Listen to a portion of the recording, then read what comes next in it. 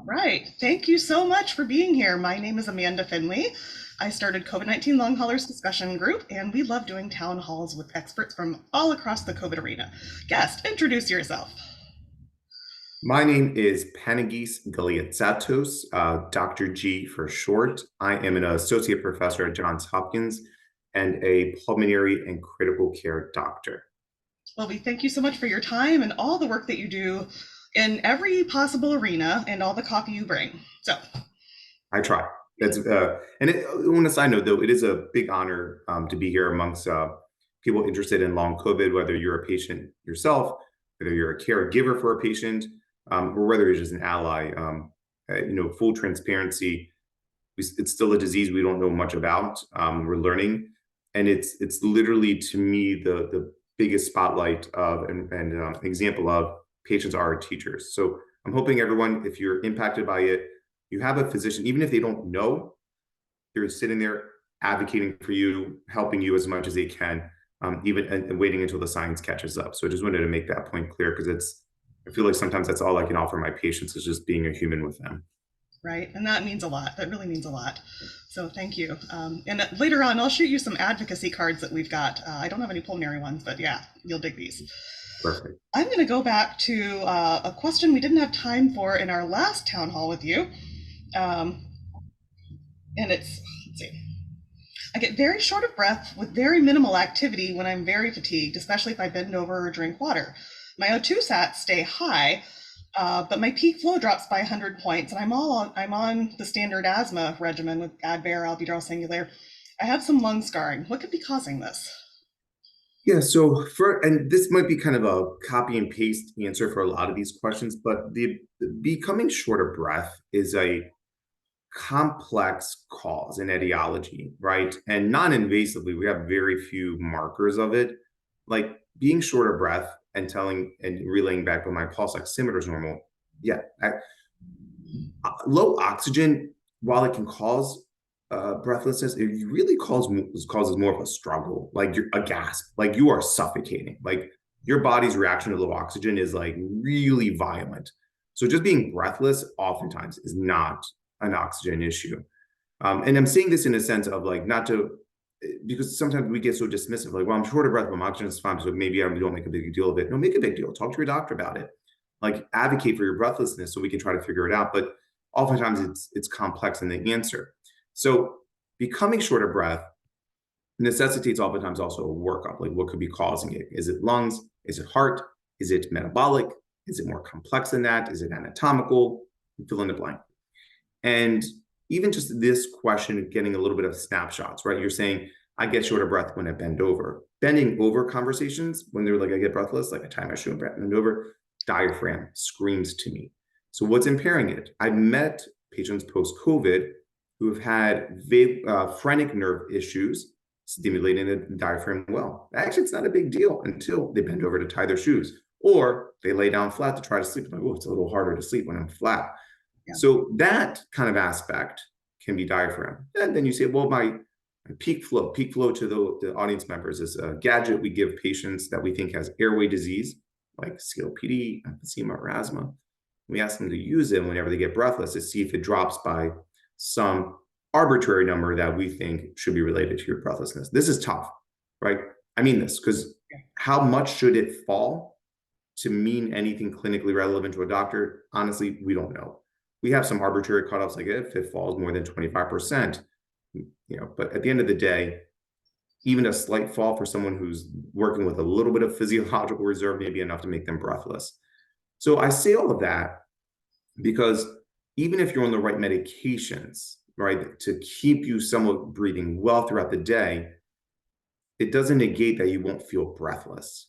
The challenge is, can we minimize the breathlessness, right? That's the biggest issue with patients with lung disease. I don't tell them all your breathlessness will be taken away. What I tell them is, my goal is, can I mitigate the impact of the breathlessness that you'll experience so it's life inconveniencing, but not life disrupting?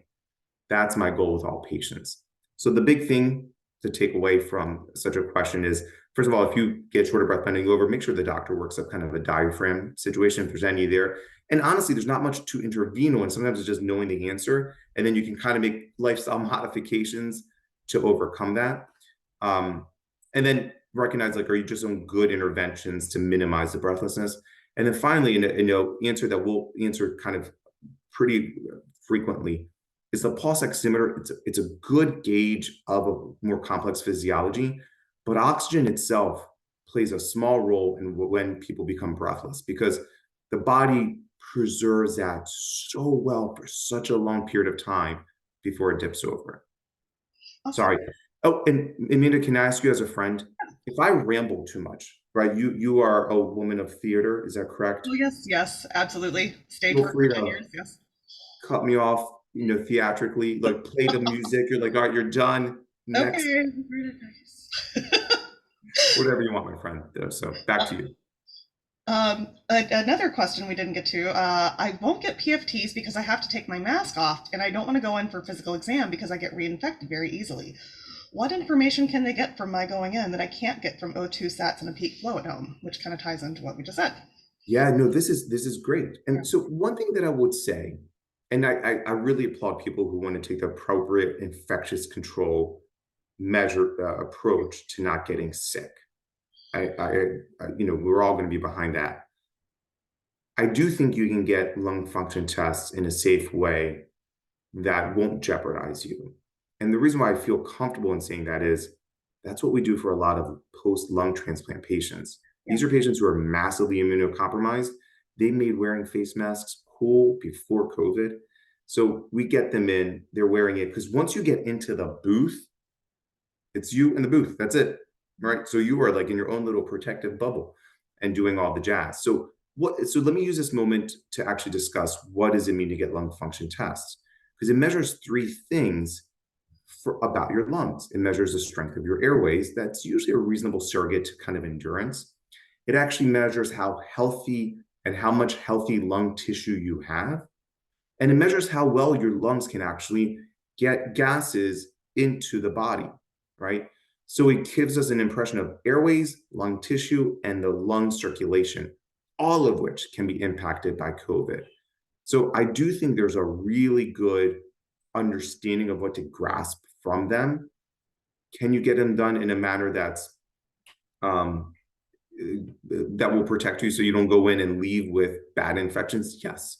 What I would just suggest, and this goes for almost any other health place you should intervene in.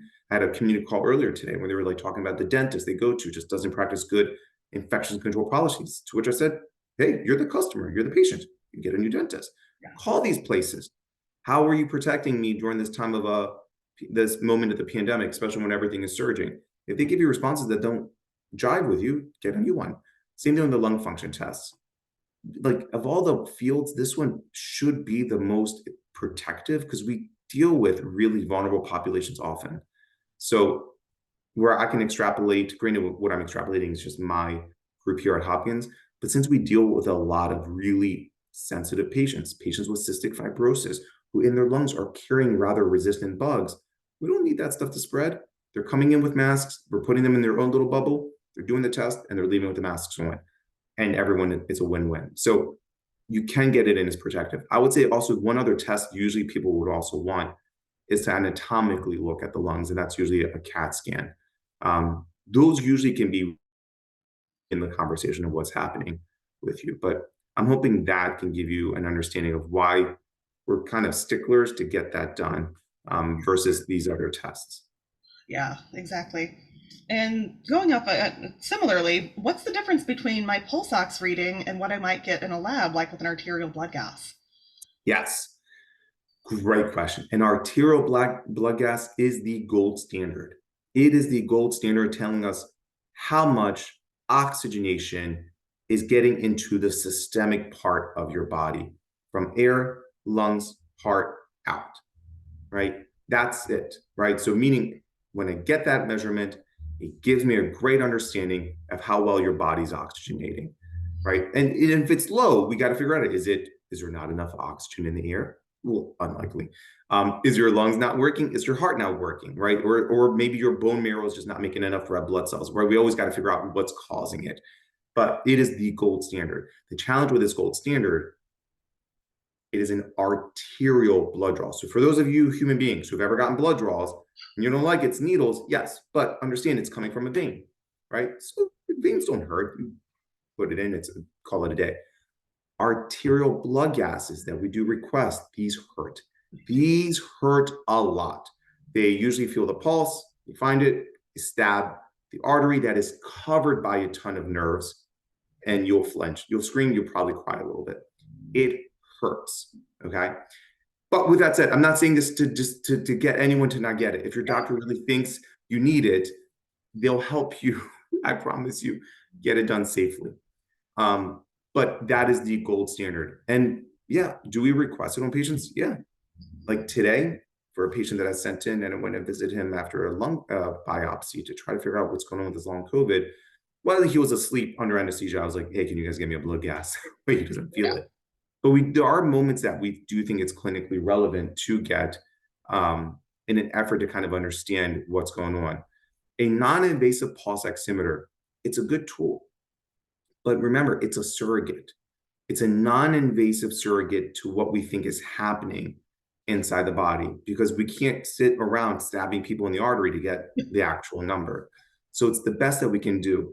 Can they be off? Yeah. And we see that constantly because it is a surrogate. And the blood gases, the way they operate with a pulse oximeter, happens kind of on a sigmoidal curve that, once it's off, it's off. And then we have to try to figure out what's going on there. So have I had patients where their lung function tests concern me for oxygenation? Their stats are okay, but like I need more information that I can only get from a blood gas. I do that. So talk to your doctors. Though I will say one last thing. Sorry, Amanda. We can get venous blood gases. You're like, whoa, whoa, whoa, those won't hurt. Why not go zone?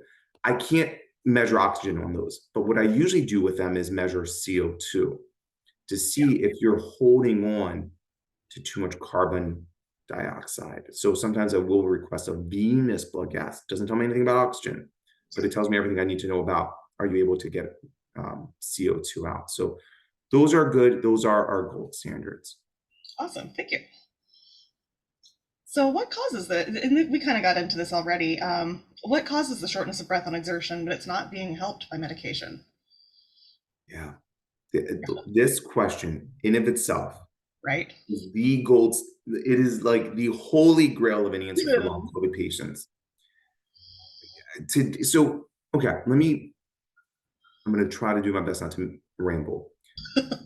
When patients come to me, hey, doc, I get short of breath on exertion. In my mind, I'm like, what I try to figure out is it lungs? Is it heart? Or is it something else? And there are ways to sleuth through that to try to figure out which one it is, right? Because look, I can make you guys all breathless with exertion. If I had you carry both my daughters and go uphill, you'd have the world's best lungs. You're going to get short of breath at some point in time. It has nothing to do with your lungs. It's just that your physiological reserve has been tapped out at some point.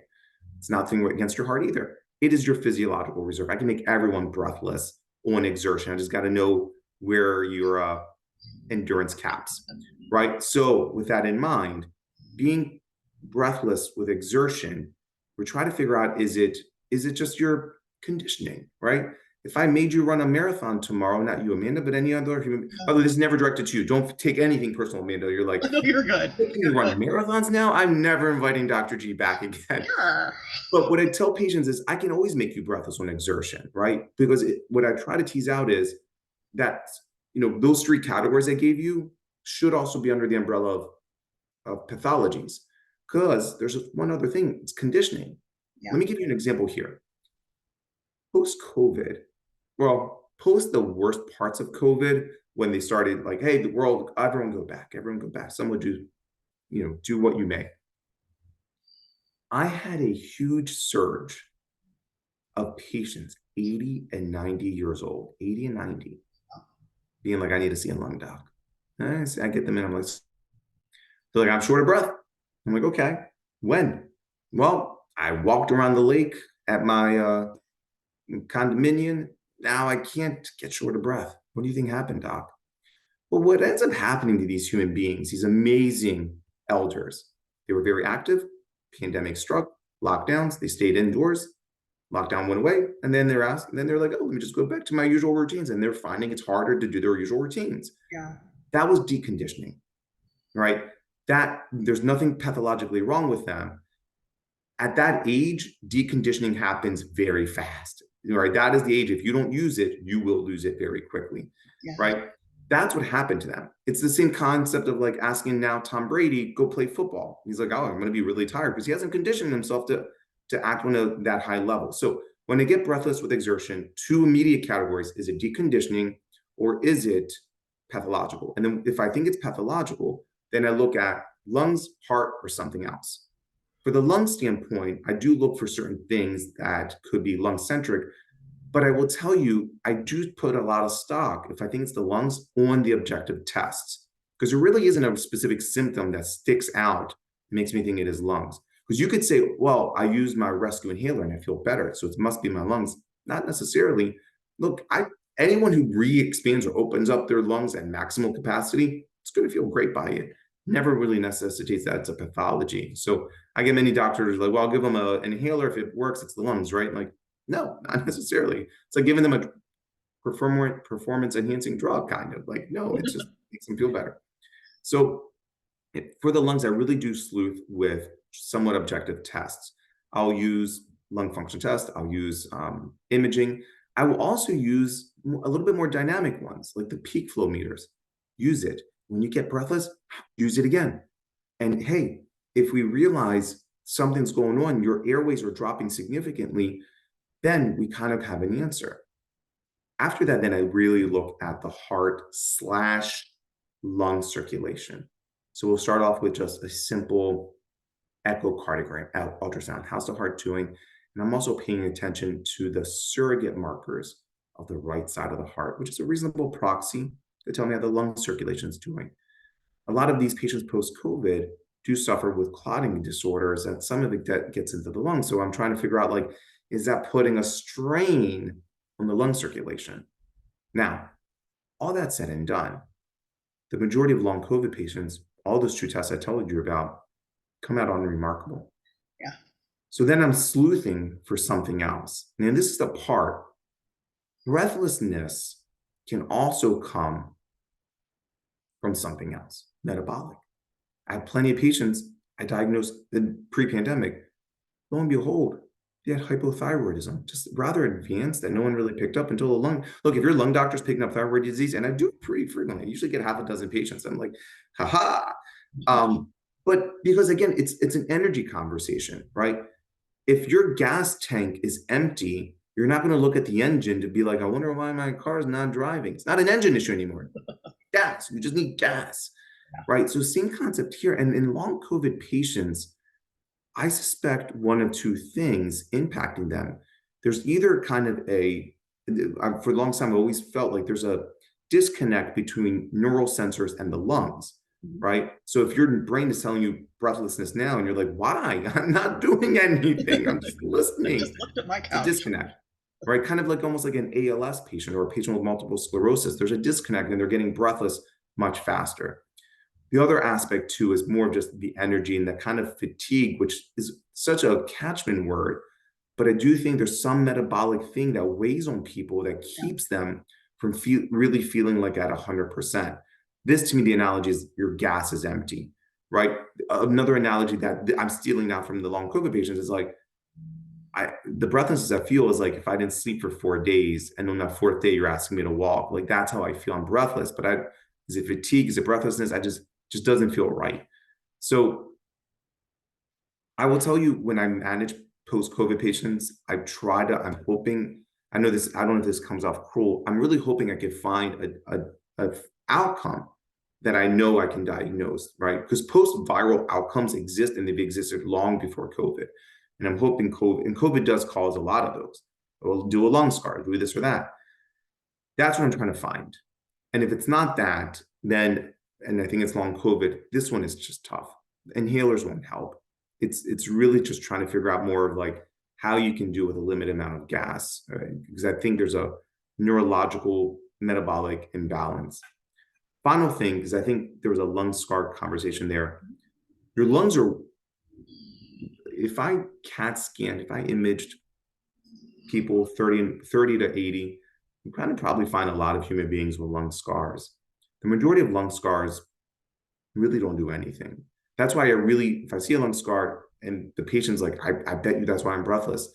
And then if I get lung function tests on them and their lung tissue comes back at 100%, the lung scar's not doing much there. And the analogy I give here is like, think of your skin. Look, at some point in time, except for you, Amanda, there's going to be scars and wrinkles and bruises. Amanda, you are perfect, so you're fine. But but your skin has seen things, is what I'm getting at. It's been through things. It's bumped into things. It's aged. Your lungs are going to go through the same thing. So it's not uncommon to find a lung scar. If you want me to know if it's physiologically causing anything, then I put you through lung function testing just to gauge that. So a lung scar in of itself would not necessarily mean something's wrong with you. It could. I'm not dismissive of it. If I see a lung scar, it's usually, I'm trying to figure out, is it just an abnormality, no different than a wrinkle, or is it a pathology that I need to chase down? So lung function tests will be good. So long story short, to summarize, if you're breathless with exertion, every doctor is just trying to dichotomize it between deconditioning versus pathology. By the way, deconditioning, there's nothing wrong with that. What ends up happening is a human being is like, hey, I want to work out again. That's great. You should expect some level of breathlessness until you build your endurance up. I can tell you, I gave you the examples of the 80 and 90-year-olds. If a 30-year-old comes to me, it's really deconditioning. So if your doctor's telling you that, it's not. Work with them. Well, I mean, I don't mean to be so point blank. It's unlikely. It's unlikely. Let me put it that way. Yeah. Because I've heard so many 30-year-olds coming to me and they're like, look, they keep telling me it's deconditioned. I'm like, you're sitting there, you're just telling me you're trying to walk part of the parking lot. It's not deconditioning at your age. Like, let's chase this down. So this is what makes long COVID just so hard. There's not a true test of measurement of why you feel breathless. The sleuthing that we've done in our clinic, like I said, we think there's a metabolic derangement. We think there's a neurological derangement working together that's causing this. That's probably even more confounded because what happens when people are breathless? What do? They lay, right? I can't get up more. And these patients break my heart because I'm watching them over, 2 years losing muscle mass. Yeah. If you're losing muscle mass, your lungs are also muscles. That's being lost. So yeah, it becomes this vicious cycle.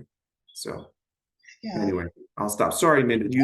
These are hot topics that you can get me going for a while. And to your viewers and to your support group, they can always reach me out. Like if they email you, be like, I'm forwarding this to Dr. G. Okay. Let me know if I can help out more. I will probably, yes. Oh, here they come now. And this is something that it kind of, we've already answered several of these questions, but there's one aspect of this that I wanted to go back and touch on. Let's see. Talking about sleep apnea. Sorry, I lost it. Take your time, my friend. I'm very concerned with the rise of sleep apnea post-COVID, but I'm seeing less talk about central sleep apnea. How is this evaluated and treated? Yeah, so sleep apnea also we've seen high rise, and this goes to the neurological conversation, right? There's probably been a good portion of Americans who maybe have been on the verge of a lot of diseases, diabetes, blood pressure, sleep apnea. They got COVID, it tipped them over. I'm telling you, COVID should always be viewed as a risk factor, no different. Body mass index, it should be up there, right? Because it's going to throw off your homeostasis of physiology. And that every patient post-COVID, I'm telling them, touch base with your general practitioner. Make sure your diabetes is good, your blood pressure is good. And if you were ever, if you were snoring, let's work you off for sleep apnea, right? It's a reasonable surrogate. I will tell you to your audience out there, if you want one question, tell me if I have sleep apnea or not. If I can only ask one question, my favorite one to ask, granted it captures more for severe sleep apnea, but it's a good one. Morning headaches. If you wake up and you're like, oh, this is bad, it's not because you haven't had your coffee yet. Morning headaches usually imply you've not been getting oxygen throughout the night because of sleep apnea. It hurts. Your head hurts. Snoring isn't as sensitive as we think it is. People can snore for various reasons. So, with that in mind, how to diagnose a home sleep study is a reasonable start, but a home sleep study is really good only for obstructive sleep apnea. Now, obstructive sleep apnea, you may say, I don't get the tie-in. You're saying it's neurologic. What is it? Well, the neurology of it is there's a nerve, there's two nerves that, well, maybe there's more than two nerves, but one nerve that stays alive during your REM sleep, right? Where this is where we go and have our dreams is, you know, as Lamar Jackson's tossing me my football in the Super Bowl that should have happened. Nonetheless, still a sensitive subject. Yes. Okay. Thank you. I'm living out my dreams. Like, hey, Yeah. I'm the star in that. But during that, your muscles are all gone, right? One of the thoughts, by the way, just now this is where science is like, trying to figure out like why should we be flaccid during REM? One thought is so we don't act out our dreams, which Yeah. my wife would hate me. So like, stop kicking. Anyway, but with that said, we still have some muscles that are activated. So your hypoglossal nerve goes and keeps patent opened your windpipe so it's not getting crushed, so you can breathe. Obstructive sleep apnea just implies that there's excess tissue around the neck that, just crushes the hypoglossus, crushes the airway and you're obstructed. Now, with that in mind, though, we do think there's something happening to the nerves post-COVID that keeps them from really firing off well. So a couple things. If you think you have sleep apnea, in the test that I told you, I do get my morning headaches. There's others too, like how sleepy are you during the daytime? Snoring is fine. Like if that's all you have, it's still reasonable to work it up. An obstructive sleep apnea test, there's an at-home test. But for central sleep apnea, it can somewhat be picked up on an at-home test, but this is where you really need to do a in-the-hospital test. Yeah. So if you feel like, doc, I think I may have sleep apnea. By the way, it's also become one of the tests that we do for many of our patients, right? Because we are picking up a lot of sleep apnea. Now, I will tell you, does putting them on the CPAP intervention help? Sure. I haven't met a patient yet that tells me nothing has changed. Usually everyone feels something. Okay, fair enough. Keep in mind, it's my clinical bias. It's Yeah. just who I have, right? So I should have said that, clinical bias. With that in mind, though, too, I will say my threshold of when I started, I usually do it on very severe cases. Yeah. But if my patients, when they started, if they don't feel an improvement, then something else is going on, right? So we'll try to figure that out as well. This is very important, by the way. If we find a disease, and especially if it's in the severe category, and we're like, we're going to give you something that should help, and you're like, nothing has happened, Yeah. we got to figure it out. I will say it isn't uncommon to show objective outcomes and subjective outcomes just not meeting. Yeah. Right. So I've had patients, I put them on CPAP, I remeasure them, and lo and behold, they're oxygenating beautifully. I'm so happy. Go oxygen. And then they come in, they're like, still tired during the day, and I still get everything. Yeah. None of my symptoms have changed. You haven't fixed me. And I'm sitting there, I'm like, but look at the sheet. That's when you got to figure out what else is going on, because something else is keeping you from really having that improved intervention. So lo and behold, what I really emphasize is make sure for those post-COVID patients, and again, I apologize because it is a rather big inconvenience, but I really do getting a hospital, like in the hospital sleep study where they can really do the bells and whistles for their neurological assessment. There's nothing wrong with starting with an at-home sleep test. It's hit or miss. It's 50-50 if it's going to capture the true neurological complications post-COVID versus diagnosing you with a obstructive sleep apnea. Now, last thing I will say, if you do get diagnosed with sleep apnea, central versus obstructive, please take that extra leap of doing a repeat test with a CPAP, right? For Amanda, just for the comment that you just made. Mm-hmm. If we fix objective things, we pat ourselves on the back, good doctors, woo. But you come out and you're like, I still feel horrible. And we may say the thing, well, give it a month shot. You're doing it a month, you're compliant. We're looking, you're like, yeah, you are compliant, everything's good. And you're like, still feel crummy. It's also really important to know we may not stop the intervention, right? It depends, work it out with your doctor, but it still means like something else is going on that we can't be dismissive of. This is really where I really encourage long COVID patients, even if we fix objective findings and you're not feeling well, you've got to report that. Don't let your doctors off the hook because you Yeah. fixed an objective thing. Something else is happening there, and that forces medicine, and it should, to really figure things out more that are more complicated. Let me give you one example of this, and then I'll shut up to get back to these Oh, no, questions. no, no. Keep talking. That's Yeah, why but you're it's like think of HIV and AIDS. Like patients when they came in, like HIV didn't kill patients. It really did. It was creating the opportunistic infections, right? So they come in with a pneumocystis pneumonia. Hey, I cured pneumonia. You should be good, right? Jazz hands and all that. And they're like, no, still feel bad. I mean, thanks for curing my pneumonia, but why do I still feel bad? here. It's because we didn't pick up that there was an HIV situation happening there. We need to know this. Like you guys keep telling us, I'm telling you, it's not. And if you're getting a doctor who's like, I'm sick of this, get a new one. Yeah. Email me, Flip. I'll help out. I'll give you some medical, advice or assistance as much as I can. But you got to make sure that you guys understand, like, if we fix something and you don't feel back to normal or where you should be or where we think you should be based on our objective tests, tell us. Clearly, something is still not picked up. And I say this because it took years Yeah. for finding that virus of HIV. Yeah. So I'm hoping we're not on the same timeline. I do think we get closer every time, but it takes town hall meetings like this. It takes advocacy. It takes a lot. We'll get there. We at least can learn from prior concerns of how to navigate this. So Yeah. that's it. And I So think, thank you. I mean, the yeah, floor. I think it's important to tap out and take a break sometimes and then jump back in. But it is important to Yep. be engaged in this process.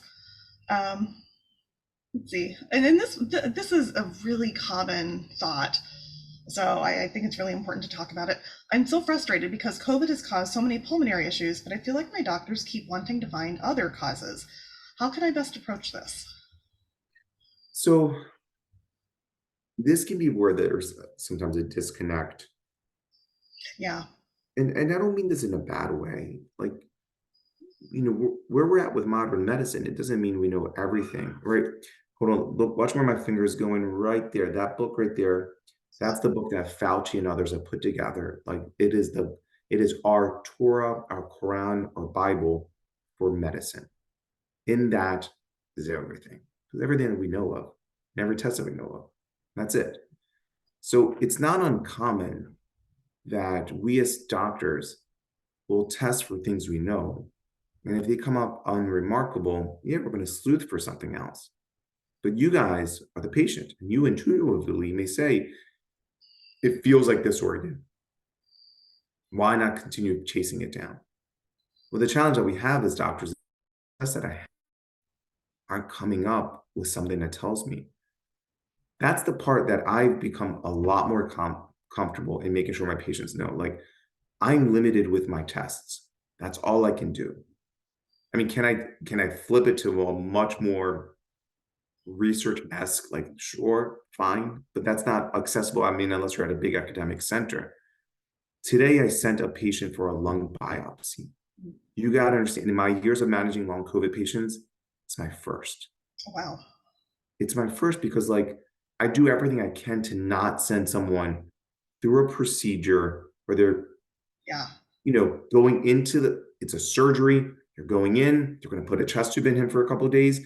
3 days of his life are going to be spent in the hospital. This isn't a walk in the park. Like sending someone for such a test, like I have lifted every rock, I've tapped out every specialist, and that's where I'm left with. And I can tell you this trajectory, it's been a year in the making.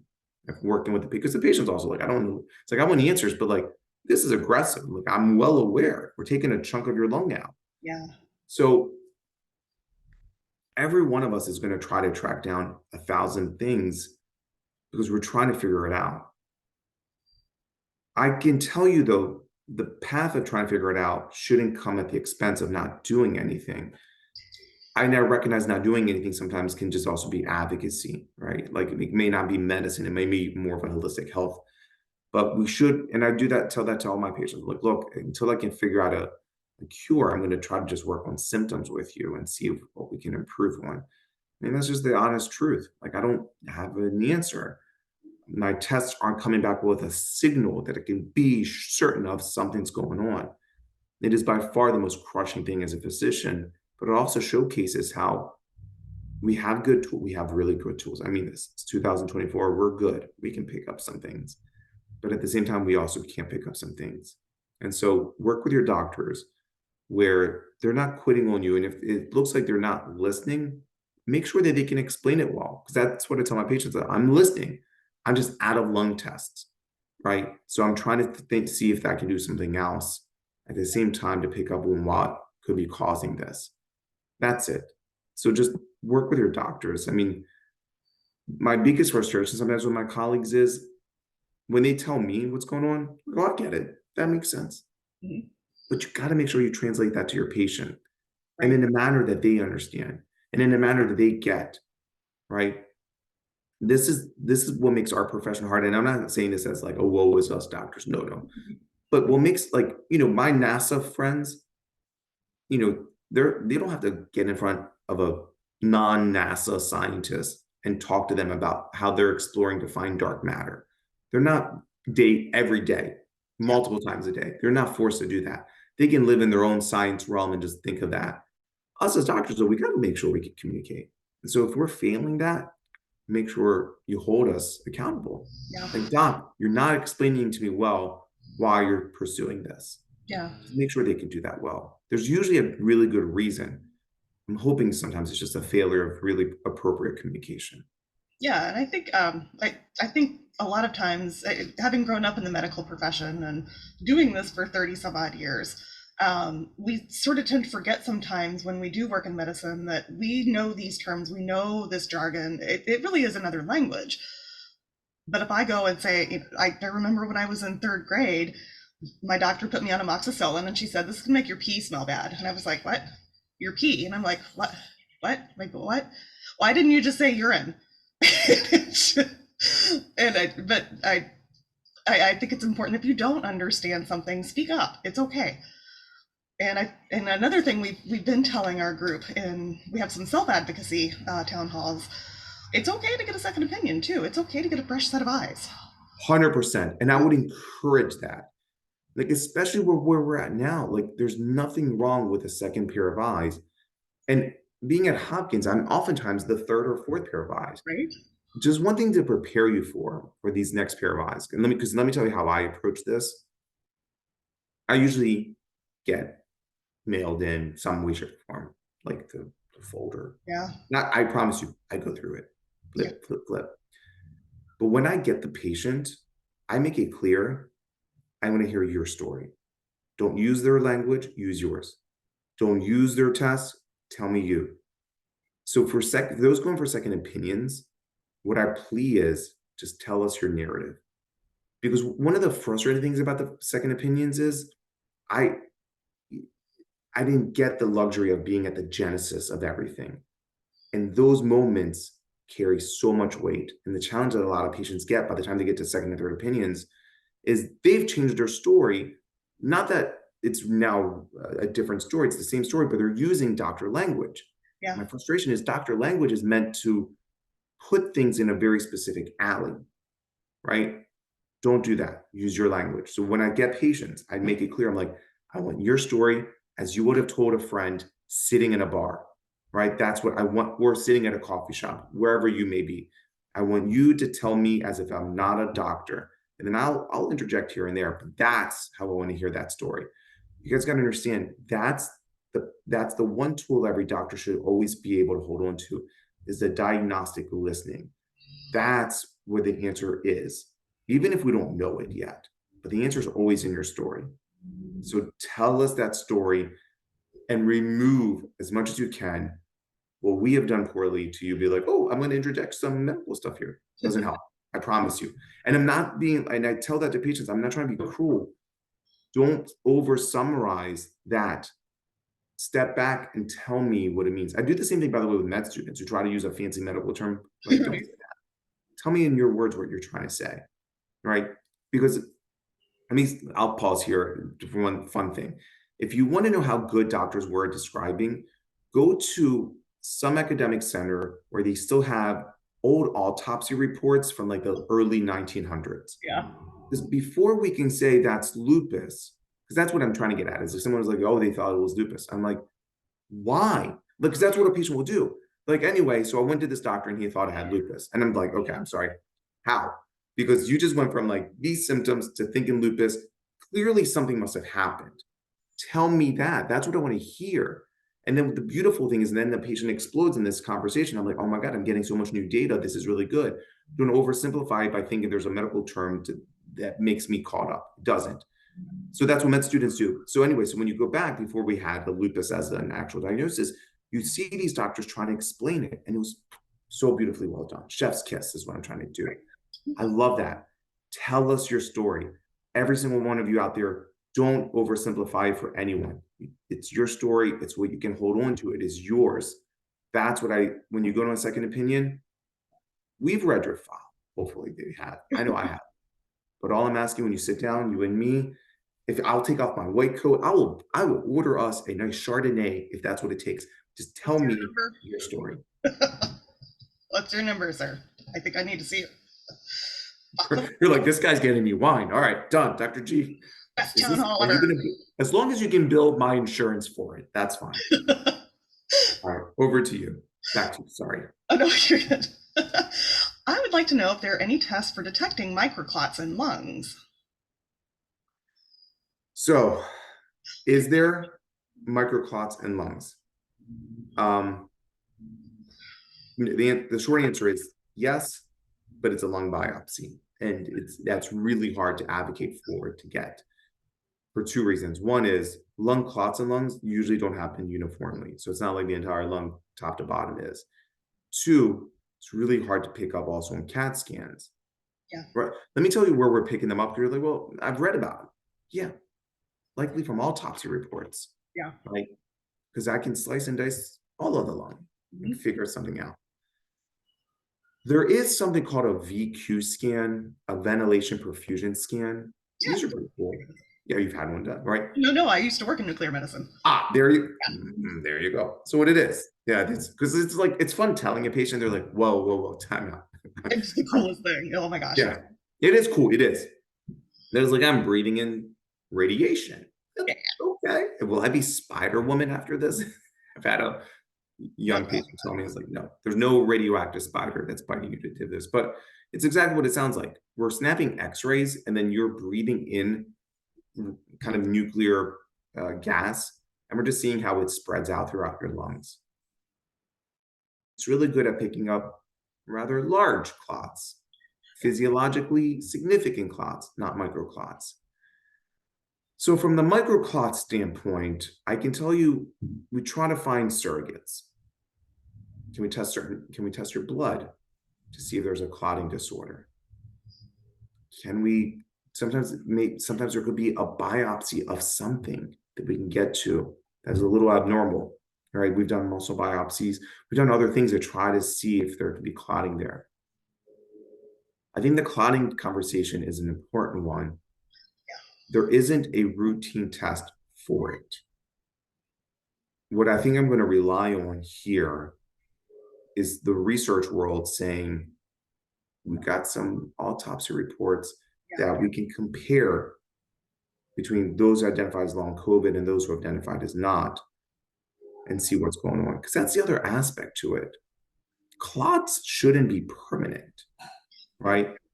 So what we're trying to figure out is, if there is an aberrant clotting response at the micro level, how long is it lasting for? What do we even do for it? Because again, forming a clot, big or small, is going to be very different. Yeah. So like, you're like, well, why not start everyone on a blood thinner? We could. Blood thinners are really good for those bigger clots that we've identified. And that takes a lot more things to develop. Like, it's the conversation here is like, you fight an army versus you fight a serial killer. Different strategies, right? If I drop a bomb on an army versus a bomb on a serial killer, the serial killer bomb, it'll take care of him probably, but it's also going to create so much collateral damage. You won't feel that benefit. That's why, like, starting blood thinners on a lot of patients, they're like, "I'm not getting a benefit." I'm like, Yeah. "Probably melting those microclots, but we're also taking down a lot of other things Yeah. too." So the short of it is, there isn't a routine test. There are tests that act as kind of surrogates. Um, if we end up saying ultimately this is it's a driver, it's a massive influencer, the next step is like, well, how do we treat that? Because right now we don't have a treatment. We have overkill. We have very aggressive treatment that I think Convi- will do the job, but will cause so much other harms that you're going to not feel that benefit. That's what we got to figure out. So I don't know if there's an active routine test. If anything, the test will come out of the research world. And so if you're in that proximity, sure, sign up. Unless it's like an autopsy, don't sign up for an We autopsy. don't sign up for an autopsy. This is, oh my God, if your group walks away, be like, did he just recommend an autopsy? I'm alive. Don't, please don't. Definitely. Please don't. No, So, Fareed Jalali, he actually had a great study last year on megakaryocytes that sort of ties in with all of this and some things that the Dallin lab found in 2021. But anyhow, that's another town hall. We yeah. need Fareed. Call me Fareed. Um, this is one that really got. I didn't have this problem with any of my COVID bouts except for the first one. What is the best way to handle this long-term post-COVID cough so many of us get? Nothing touches. Nothing touches Yeah. it for So me. that's tough. Yeah, like what's causing it? Well, so I would say I'm going to give you the answer that I tend to give for post-viral cough. And then I'll also be honest about a long COVID cough. Yeah, Post-COVID coughs, I'm sorry, post-viral coughs tend to happen for the sheer reason. In your airways, three types of cells, ones that are massively ciliated, right? These are the like little brushes that will help sweep things up out of the lungs into your GI system or a good cough to get it out. And there's other cells that are just secreting the lubrication to help things sweep up. When you get infected and go through those cells, it's going to one of those. During the infection, then after the infection, less ciliated cells happen. They actually, there's these stem cells that are sitting behind them being like, all right, we don't need sweep. We need more cells to produce gunk, right? So we can kind of like, what's a good analogy here? It's kind of like passing bowel movements. Like you need cells to get more gunk out. So you're going to repurpose a lot of the cells with the cilia, the little hairbrushes, with more cells that are just producing secretions. Because those secretions are going to help get out a lot of dead virus, a lot of viral artifacts, or also just a lot of bad cells. yeah, So here's the thing. You suddenly now don't have enough cells to do the sweeping that could easily just transport the things up into the GI, good swallow, and I'm done. I passed it. All right. It's out of my lungs into that. Didn't even think about it. Those ciliated cells work every day. Right now, for those of us without a cough, they're doing it.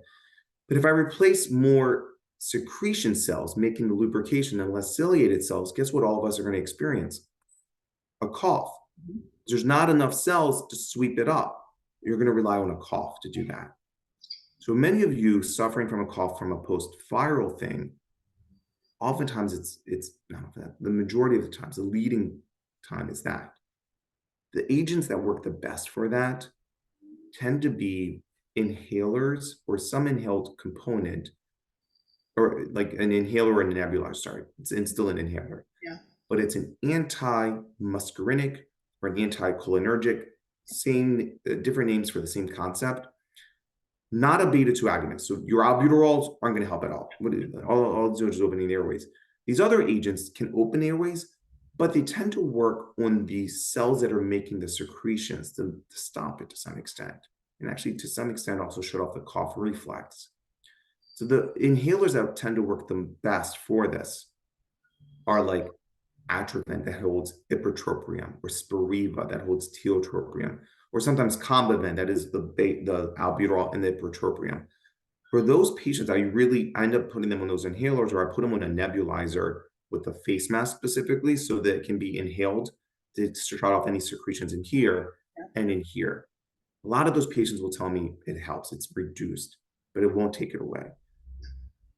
That will it go away? For many, it will. It can take 6 to 8 weeks. It can take 6 to 8 months. It can take 1 to 2 years.